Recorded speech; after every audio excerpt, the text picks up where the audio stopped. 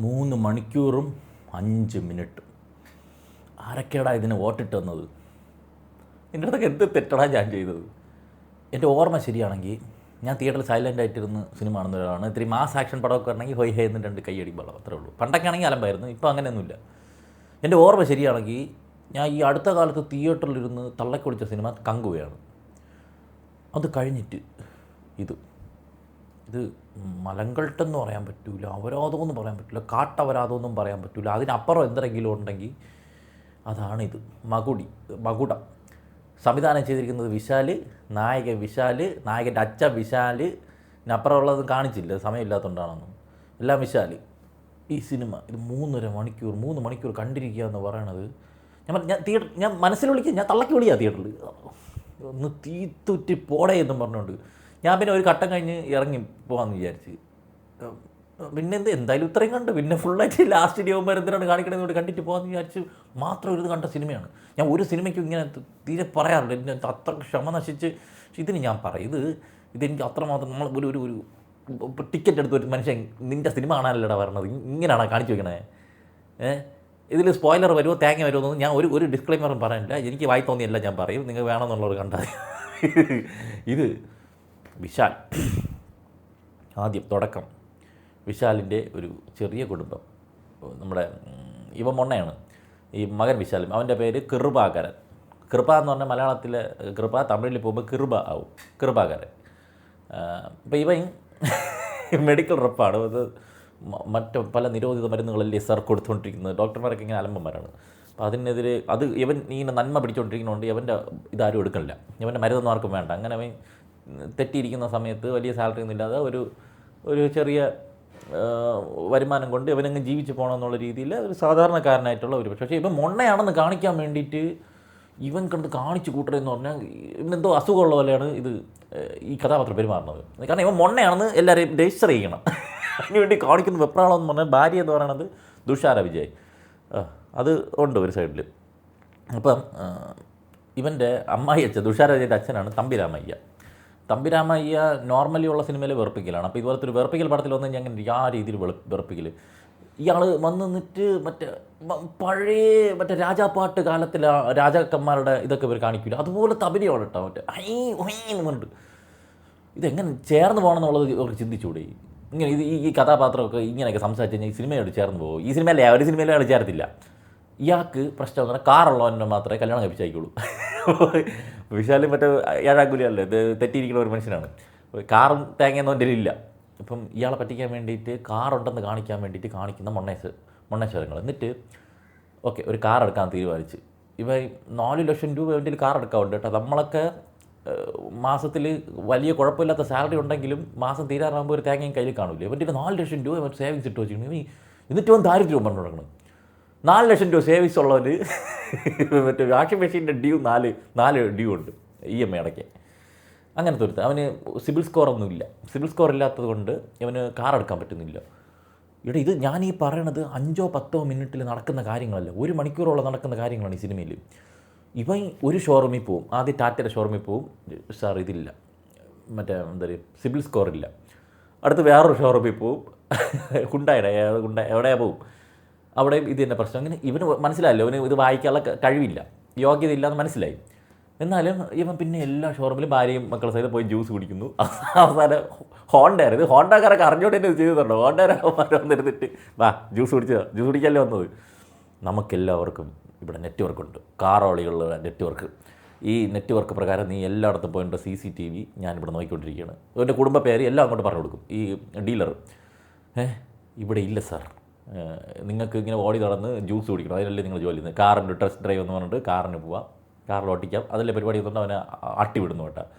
ഇവന്മാർക്ക് വേറെ പണിയില്ലേ എന്നാണ് ഞാൻ ആലോചിക്കുന്നത്. അങ്ങനെ കുറേ നേരം കാറ് അവസാനം BMW. ഇവൻ ഉറക്ക സമയത്ത് നമ്മൾ സ്വപ്നം കണ്ട് ജെട്ടി ഓടിക്കണേ കണ്ടിട്ടുണ്ട്. ഉറക്കത്തിൽ ഇങ്ങനെ വണ്ടി ഓടിക്കണം, ഇങ്ങനെ ഗിയറൊക്കെ ഇട്ട് കാറിൻ്റെ സ്വപ്നം കാണുന്നത്. അതായത് നായക കാറ് വാങ്ങിക്കുന്ന സ്വപ്നം കണ്ട് നടക്കുന്ന നായക. ശരിക്കും അമ്മായി അച്ഛനാണ് സ്വപ്നം, ഇവനാ സ്വപ്നമൊന്നുമില്ല, ഇവരെങ്ങനെയും തള്ളിക്കൊണ്ട് പോയാൽ മതി എന്നുള്ള സെറ്റപ്പാണ്.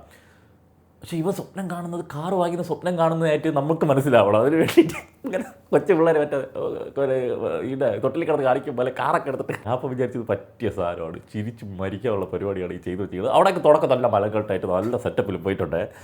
അങ്ങനെ പോയിട്ട് അവസാനം ഒരു BMW കാറ് വാങ്ങിക്കുന്നു. ഐശ്വര്യത്തോടെ വാങ്ങിക്കണം. കാറ് വാങ്ങിച്ച് തുടങ്ങിയ പോലെ ഇവൻ്റെ വള്ളി തുടങ്ങുന്നു. ഒരു കഥാപാത്രം മരണപ്പെടുന്നുണ്ട്. അപ്പോൾ അവിടെ ഭയങ്കര സെൻറ്റിമെൻറ്റ്സ് സീന്, നമുക്ക് കൂട്ടച്ചിരി നേരത്തെ ആയിക്കൂടെ എന്ന് നമ്മൾ ആലോചിച്ച് പോയി. ഈ നല്ല ഐശ്വര്യമുള്ള ബെൻസാണ് അവർക്ക് കിട്ടുന്നത്. അപ്പോൾ ഈ തമ്പിരാമയ്യ മോളെ എന്നെ പെത്തവളയെന്നൊക്കെ കിടന്ന് വിളിക്കുന്നത്. ഇത് സ്ക്രിപ്റ്റ്, ഇത് സംഭവം AI-യിലൊക്കെ നമ്മൾ എന്തെങ്കിലുമൊക്കെ കൊടുത്ത് ChatGPT കൊടുത്തു കഴിഞ്ഞാൽ ഒരു കുറേ പ്രാവശ്യം തിരുത്തി വരുമ്പം AI ആദ്യം എന്താണ് നമുക്ക് തന്നെന്നുള്ളത് മറന്നു പോകും. അല്ലെങ്കിൽ നമ്മൾ മറ്റേ പ്രീമിയം മെമ്പർഷിപ്പ് എന്തെങ്കിലും വേണം, നമുക്ക് അതില്ലാത്തതുകൊണ്ട് അറിഞ്ഞൂടാ. ആദ്യം മറന്നു. അപ്പം പരസ്പരം ആദ്യം കറക്റ്റായിട്ട് തന്ന സാധനങ്ങൾക്ക് പിന്നെ പരസ്പര ബന്ധമില്ലാതെ തരും ഈ ChatGPT. നമ്മൾ അത്രയും കെയർഫുൾ ആയിരുന്നില്ലെങ്കിൽ നമുക്ക് മിസ്റ്റേക്ക് പറ്റും. അതുപോലെയാണ് ഈ ഡയലോഗ് ഒന്ന് ശരിയാക്കി തന്നിട്ട് ChatGPT ചോദിച്ചാണ്. അപ്പോൾ അച്ഛൻ മോളെടുത്ത് എന്നെ പെത്തവളയെന്നൊക്കെ നിലവിളിക്കുന്നുണ്ട്. ഓ, അത് കഴിഞ്ഞ് അടുത്ത് വരികയാണ് ലിംഗ. വിശാലിൻ്റെ അച്ഛൻ. വിശാലിൻ്റെ അച്ഛൻ ഇദ്ദേഹം കബാലിയെ പോലെയാണ് കാണിക്കുന്നത്. പക്ഷേ എനിക്ക് കണ്ടപ്പോൾ തോന്നി ഇത് കോട്ട സൂട്ടൊക്കെ ഇട്ട് നമ്മൾ കൊച്ചി രാജാവിൽ ഹരിശ്രേഷമൊക്കെ എൻ്റെ അപ്പ റിച്ചിടാന്ന് പറഞ്ഞ് പോണ ഒരു ലുക്കില്ലേ, കറക്റ്റ് അത്.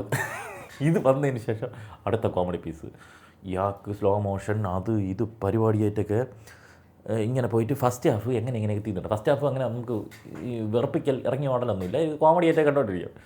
സെക്കൻഡ് ഹാഫ് തുടങ്ങി ലിങ്കയുടെ ഫസ്റ്റ് ഹാഫ് മൊണ്ണേഷിൻ്റെ കഥ, അത് കഴിഞ്ഞു. സെക്കൻഡ് ഹാഫ് ലിങ്കയുടെ flashback. Rise of Linka എന്നാണ് എഴുതി കാണിക്കുന്നത്. റൈസ് ഓഫ് ലിങ്ക എങ്ങനെയാണെന്ന് അറിയാമോ? ഈ ചന്തയിൽ മീൻ വയ്ക്കാൻ വേണ്ടിയിട്ട് അഞ്ജലി ഇരിക്കുമ്പോൾ അവളിങ്ങനെ പേരൊക്കെ എടുത്ത് കടിക്കുന്ന.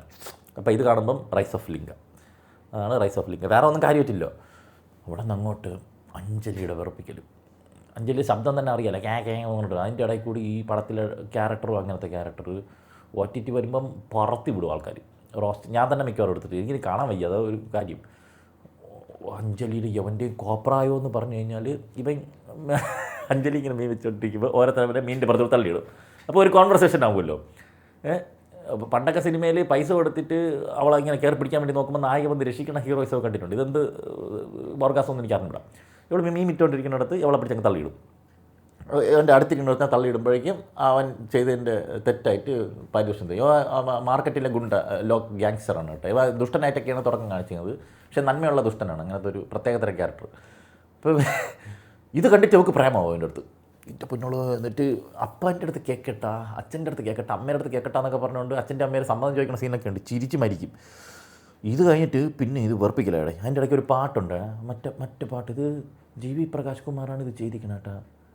ഓ പെടുക്ക പെങ്കട്ടേച്ച ചൂടക്ക പൂ കുണ്ടകോ, ആ പാട്ടുണ്ടല്ലോ, അതിനതുപോലെ ഈച്ച കോപ്പി അടിച്ച് വെച്ചിട്ടുണ്ട്. ഞാൻ ഇത് അതല്ലേടാ, ഇതെന്ത് റീമേക്കാ? ആ പാട്ട് കഴിഞ്ഞ് പിന്നെ അങ്ങോട്ട് ഈ സിനിമ കണ്ടുകൊണ്ടിരിക്കുക എന്ന് പറഞ്ഞു കഴിഞ്ഞാൽ കെട്ടിയിട്ടാൽ മാത്രം പറ്റും, ഇല്ലെങ്കിൽ റിവ്യൂ ഇടണം.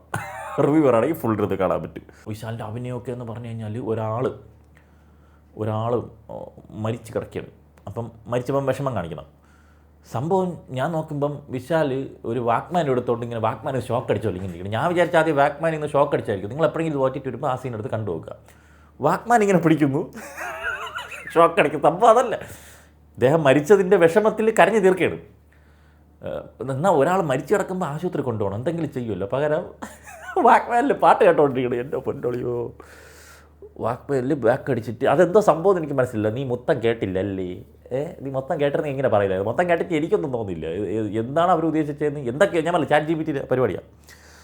ഇങ്ങനെ കഴിഞ്ഞിട്ട് ഇത് കഴിഞ്ഞ് ഓരോരോ അപരാധങ്ങൾ ഇതിനകത്ത് ചാവുമ്പം നമുക്കൊരു സമാധാനം വരും. ഇത് കഴിഞ്ഞല്ലോ ശല്യം, അപ്പോൾ പുതിയ അവതാരം വരും. അതാണ് ഈ പടത്തിൻ്റെ പ്രത്യേകത. അവസാനമൊക്കെ എന്ന് പറഞ്ഞു കഴിഞ്ഞാൽ ക്ലൈമാക്സ് തിയേറ്റർ കത്തിക്കലെന്ന് കേട്ടിട്ടുണ്ടല്ലോ. ലിറ്ററലി ഈ സിനിമയ്ക്ക് ആളുണ്ടായിരുന്നെങ്കിൽ, അവൻ്റെ കയ്യിൽ ലൈറ്റർ ഉണ്ടായിരുന്നെങ്കിൽ തിയേറ്റർ കത്തിച്ചു തരാം. അങ്ങനത്തെ ഒരു ക്ലൈമാക്സ്. കുറേ അമ്മച്ചിമാർ വന്ന് നിന്നിട്ട് നമ്മളെ നോക്കി കൊഞ്ഞാൻ കുത്തി കാണിക്കണം. എനിക്ക് പോടാ മതിയടാ കണ്ടോ, നീയൊക്കെ നിനക്ക് നാടൻ ഉണ്ടോ എത്ര നേരം കണ്ടോണ്ടിരിക്കുക. ഇന്നലെ നിന്നെ തീർത്ത് കളയുന്ന രീതിയിൽ കുറേ അമ്മച്ചിമാർ നമ്മളിങ്ങനെ തുറച്ച് നോക്കണം. കങ്കുവയിൽ മറ്റേ കാണിക്കില്ല അത്. അങ്ങനെ അത് 3 മണിക്കൂറാണ് ഇത് ഒരു 2 മണിക്കൂറൊക്കെ ആണെങ്കിൽ പിന്നെ എന്തെങ്കിലും 3 മണിക്കൂർ സഹിച്ച് വലിച്ച് നീട്ടി ഒരു തേങ്ങയും ഇല്ല കാണിക്കായി. ഇപ്പോൾ കഥ നിങ്ങൾക്ക് മനസ്സിലായില്ലാടെ, ഇത് എന്നെ കഥ. ഒരു തേങ്ങയും ഇല്ല കാണിക്കുക. ഇത് അങ്ങോട്ട് നീട്ടി നീട്ടി നീട്ടി നീട്ടി നീട്ടി ക്രിഞ്ച് സീനുകൾ വാരി പൊത്തി തൊലി ഉരിച്ച് കളയുന്ന രീതിയിൽ എടുത്തു വെച്ചിരിക്കണം. ഈ കാർ വാങ്ങിക്കാൻ പോകുമ്പോൾ സെക്കൻഡ് ഹാൻഡ് കാറാണ് വാങ്ങിക്കണത്, BMW. അപ്പോൾ അച്ഛൻ പറയും, തമ്പിരാമയ്യ, இந்த കാർ എൻ പൊണ്ണ മാതിരിത്ത. അതെന്താണ് ഉദ്ദേശിച്ചത് എനിക്ക് മനസ്സിലായില്ല. സെക്കൻഡ് ഹാൻഡ് കാറാണ്, യൂസ്ഡ് കാറാണ് വാങ്ങിച്ചില്ല, അതാണ് പാവം വിശാലിനെ തേച്ചെന്നോണ്. അപ്പോൾ ഇതൊക്കെയാണ് ഇതിനെക്കുറിച്ച് എന്തിനു പറയാം. കപാലീര തീട്ട വിളയാട്ടൊക്കെ ഉണ്ട്, ഡാൻസൊക്കെ ഉണ്ട്. 4 ഗുണ്ടൊക്കെ വാങ്ങിച്ച് ദേഹത്ത് മൊത്തം വെച്ച് 10 വെട്ടൊക്കെ കിട്ടിയിരിക്കുന്ന ഡാൻസ് കളിക്കും. മറ്റേ ഇതിന് പഠിച്ചാൽ മറ്റേ ക്ലിക്കായല്ലോ സാധനം, മാർക്ക് ആൻ്റണിയിൽ. അതുകൊണ്ട് അതേപോലെ പിടിക്കുക, അതേ സൗണ്ടിൽ വെച്ച് പിടിച്ചിരിക്കുകയാണ് ഹരിശ്രീ അശോകൻ്റെ ക്യാരക്ടറുമായിട്ട്. പിന്നെ ഉള്ളത് ജോൺ വിജയ് മുഴുനീളമുള്ള ക്യാരക്ടറാണ് ജോൺ. അത് തമ്പിരാമയുടെ വേറൊരു പതിപ്പ് ജോൺ വിജയ്. പിന്നെ ജയപ്രകാശ് ഉണ്ട്. ഇദ്ദേഹം കണ്ടൊരു മാന്യനായിട്ടുള്ളൊരു കഥാപാത്രങ്ങളാണ്. ചില സിനിമയിൽ നെഗറ്റീവ് ആയിരിക്കും, പക്ഷേ ഒരേ ഭാവമാണ്. ഈ സിനിമയിൽ വെറൈറ്റി ആയിട്ട് അയാൾക്ക് പിച്ചക്കാരൻ്റെ വേഷം കൊടുത്ത്. ഇയാൾ ആദ്യം കാണിക്കുന്നത് പിച്ചക്കാരനാണ്, പിച്ചക്കാരൻ പിന്നെ ഡോണാവും. അതെന്തിനാണെന്ന് അതെനിക്ക് മനസ്സിലായില്ല. ഇയാൾ ആദ്യം കാണിക്കുമ്പോൾ പിച്ചക്കാരനായിട്ട് എന്തൊക്കെയോ ചെയ്തുകൊണ്ട് ദേഹം മുഴുവൻ ഇത് അഴുക്കൊക്കെ ആയിട്ട്. ജയപ്രകാശ്. പിന്നെ ഇതിൻ്റെ നിലവാരം മനസ്സിലാക്കണമെങ്കിൽ ഇതിൻ്റെ വില്ലൻ ഗ്യാങ്ങിന് ടെറർ വില്ലന്മാരാണ്. ഒന്ന് അബു സലീം. അബു സലീം ഇവിടെ തന്നെ വില്ലനായിട്ട് പുള്ളി ക്ലീഷ ആയതുകൊണ്ട് കോമഡി റോൾ ചെയ്തുകൊണ്ടിരിക്കുക. പുള്ളിക്കാരനെ പിടിച്ച് അവിടെ ടെററിലാണ്. പുള്ളി വന്നിട്ട് സീരിയൽ ലെവലിലൊക്കെ അഭിനയിച്ച് താർക്കണം ഒന്നുകൊണ്ട്. പുള്ളിക്ക് നല്ല സ്വാഗ് ബോഡി ഫിറ്റും ഒക്കെ ഉണ്ട്. അഭിനയമൊക്കെ ഒരു ആവറേജ് ആയിട്ട് എനിക്ക് തോന്നുള്ളൂ. ആ പുള്ളിക്കാരെ വെച്ചിട്ട് തെലുങ്ക് ലെവലിൽ അഭിനയിക്കാൻ നോക്കിപ്പിക്കുകയാണ്. പിന്നെ സാബുമാനുണ്ട്. സാബുമാന് വേറെ ഏതോ മാങ്ങാത്തലനാണ് ഡബ്ബിങ് ചെയ്തിരിക്കുന്നത്. ബാക്കി ഇതിൻ്റെ ടെക്നിക്കൽ സൈഡൊന്നും ഞാൻ പറഞ്ഞു പരിതാപകരം ഒന്നും പറയാനില്ല. GV പ്രകാശ് കുമാറിൻ്റെ മ്യൂസിക് അത് ഈ പടത്തിലായതുകൊണ്ട് അതും വെറുപ്പിക്കലാകും. അത് ചിലപ്പോൾ വേറെ നല്ല സിനിമയിലാണെങ്കിൽ നമുക്ക് അതിൻ്റെ ഫീലിൽ കാണാൻ പറ്റും. പിന്നെ ഇവർ ഇതിനൊക്കെ എന്തിനാണ് ഇത്രയും കൂടുതലിട്ട് അധ്വാനിക്കണമെന്ന് GV പ്രകാശ് കുമാർ വിചാരിച്ചാണ്. മതി എന്ന് പറഞ്ഞുകൊണ്ട് അങ്ങ് വിട്ടിരുന്നു. എന്തായാലും വിശാലിൻ്റെ ഒരു നല്ല പടം പുതിയത് കണ്ടിട്ട് വർഷങ്ങളായി. ആകെപ്പാടെ ഇത്തിരി തിയേറ്ററിൽ ആസ്വദിക്കാൻ പറ്റിയത് ഇതിന് മുമ്പേ ഇറങ്ങിയത് 10 വർഷത്തിന് ശേഷം പെട്ടി കിടന്ന് മറ്റേ ഇതിൽ ജിഗർദാൻ എന്തോ പടം ഉണ്ടല്ലോ, മറന്നുപോയി. അത് തിയേറ്ററിൽ വൈബായിരുന്നു. അതുപോലെ വല്ല പെട്ടിക്കിടക്കുന്ന വല്ല പടം ഉണ്ടെങ്കിൽ ഇറക്കി വിടും. പുതിയതൊന്നും എടുത്തുകൊണ്ട് വരല്ലേ അണ്ണ. എന്തരാ വരട്ടെ.